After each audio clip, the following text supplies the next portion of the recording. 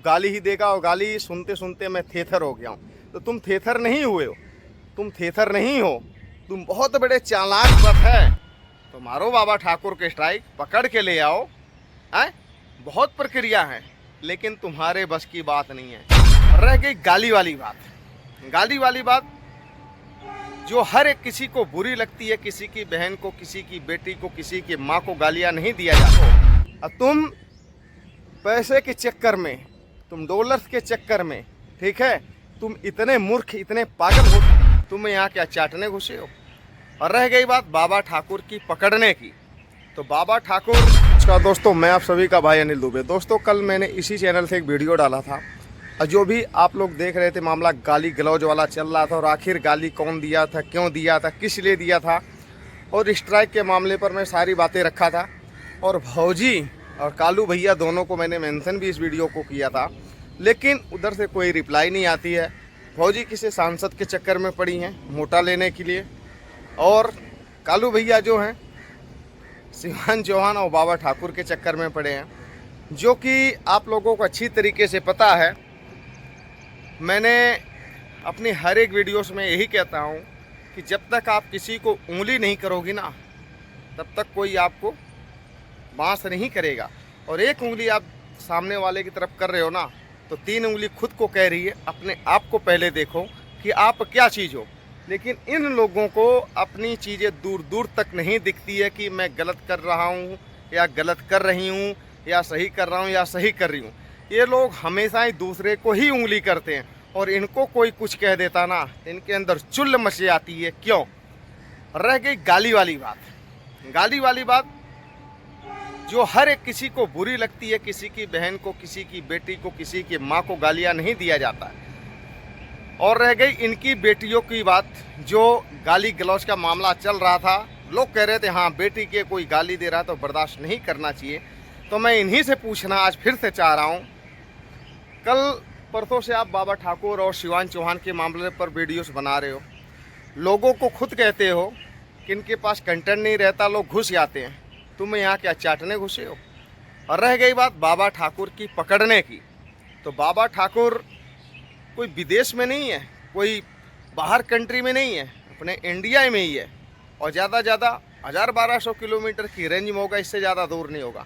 और कई साल से तुम खोज रहे हो। और रह गई बात गाली वाली, कल के वीडियो दोस्तों मैंने एक देखा, उसमें बाबा ठाकुर कुछ ऐसे कहते हुए नज़र आ रहे थे कि मैं इनका दामाद हूँ, वो भी आज से नहीं 4 साल पुराना दामाद हूँ। ठीक, यानी भौजी के दामाद हैं। तो भौजी अब इतनी समय आपको बुरा नहीं लग रहा, मारो ना स्ट्राइक, बाबा ठाकुर को मारो स्ट्राइक, बाबा ठाकुर के ऊपर FIR करवाओ, कानूनी कार्रवाई करवाओ। क्यों? बिल्कुल नहीं। ठीक, आप लोगों को खुद शौक मचती है, चुल मचती है, खुजली मचती है, जो कि हर एक किसी को उंगली करती हो। और आपको कोई कुछ कहता तो तुरंत ही अपनी बेटियों को मोहरा बनाकर सामने लाकर खड़ी कर देती हो कि मेरी बेटी को लोग गाली दे रहे हैं, मेरी बेटी को ऐसा नहीं कहना चाहिए। क्यों? लोगों को तुम पहले उंगलियां क्यों करती हो? भाई बाबा ठाकुर का सामना करो जाकर, तो मैं मानूँ तुम्हें कि तुम लोग के अंदर वो खुब्बत है, लेकिन तुम लोग की बस की बात नहीं है। तुम लोग के बस की सिर्फ यही बात है, पहले उंगली करना, फिर गाली करना। और हाँ, कालू भाई हमारे ये भी कहते थे कि हाँ, हमें तो पता है कि तू गाली ही देगा और गाली सुनते सुनते मैं थेथर हो गया हूँ। तो तुम थेथर नहीं हुए हो, तुम थेथर नहीं हो, तुम बहुत बड़े चालाक हो। और तुम पैसे के चक्कर में, तुम डॉलर्स के चक्कर में, ठीक है, तुम इतने मूर्ख, इतने पागल हो चुके हो कि जो कि अपने घर, अपने परिवार, किसी के तुम इतने से बारे में नहीं सोचते हो कि मेरे बारे में, मेरी बच्चियों के बारे में लोग क्यों इतना भला बुरा कहते हैं। क्योंकि लोगों को धंधा बिजनेस बताते हो ना, तो मेरे हिसाब से ये लगता है कि तुम्हारे यही घर परिवार जो है ना, गाली गलौज कर गाली गलौज सुनकर, यही तुम लोगों का धंधा है, यही तुम लोगों का बिजनेस है। इसके अलावा मुझे नहीं लगता कि तुम्हारा कोई बिजनेस है, कोई धंधा है। ठीक, पहले लोगों को उंगलियां करोगे, फिर उधर से लोग गाली देंगे, गलौज करेंगे, उसके बाद तुम इधर से वीडियो बनाओगे। यही तुम्हारा धंधा है, इसके अलावा तुम्हारा धंधा नहीं है। ठीक है, अब तो मज़ा आ रही होगी, मारो ना स्ट्राइक, तुम्हारे अंदर खुब्बत है तो मारो बाबा ठाकुर के स्ट्राइक, पकड़ के ले आओ। हैं? बहुत प्रक्रिया है, लेकिन तुम्हारे बस की बात नहीं है।